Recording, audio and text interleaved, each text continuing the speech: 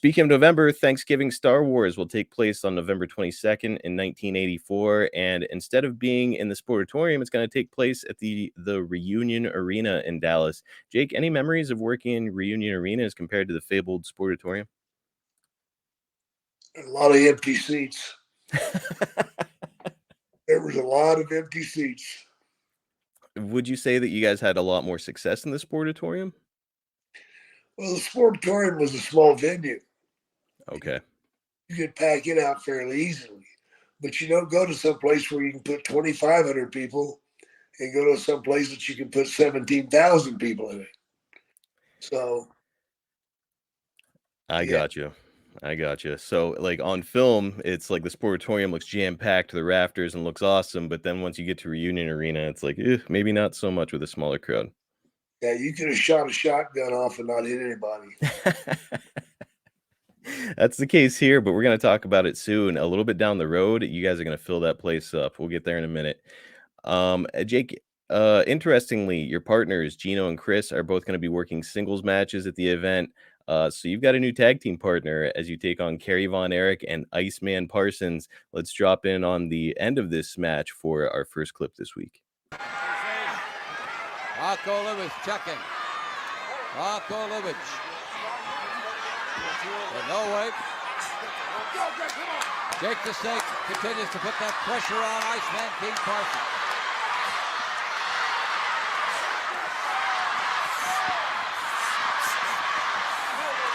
And the crowd picks up the cry of "Go Ice, go!" And Ice is going. And right through him. And Iceman gets a knee into the lower midsection. And Jake the Snake is ready for his knee double chop. Kiniski coming on. Jake slithers down like a rattler and puts his grasp on Iceman as Kiniski clotheslines Iceman. Kiniski, the Canadian, son of the great Gene Kiniski, former world champion. A neckbreaker by Kiniski. Kiniski want to go in with a knee drop across the neck. 1, 2, but Iceman pulls it out. Iceman tough to handle. Kiniski and Roberts have got it going right now in the corner. 5 minutes gone to this bout.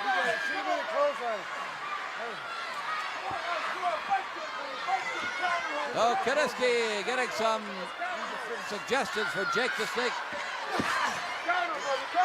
Fires in. Here comes the Iceman. A miss by Kiniski. Oh, what a left hook by Iceman. A chop. And Jake the Snake comes in, and all mayhem breaks loose. Everybody's after. There goes Ice over the top rope.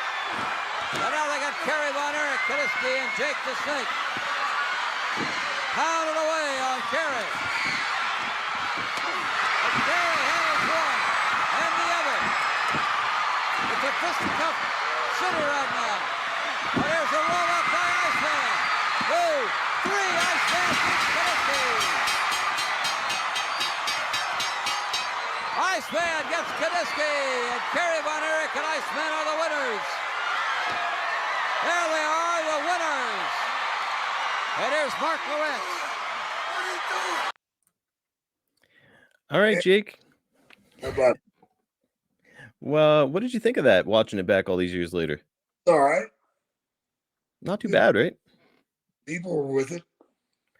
Yeah, I mean, as soon as Iceman kind of started to make his comeback, and then, of course, Kerry gets in there, I mean, that crowd started to really come unglued, huh? Oh, yeah, it's a shame that Iceman made his own comeback. What do you mean by that? Well, if you've been selling like you've been selling, you should make that big hot tag and let the fresh guy come in there and get the big pop. Oh. And he just come out of it and fought back and fucking took over. It killed all the heat. It's funny. I've watched a ton of wrestling, Jake, and I didn't even put those pieces together as I was watching that comeback. He did. You're right. He should have had it killed the hot tag. Yeah, he just left it out.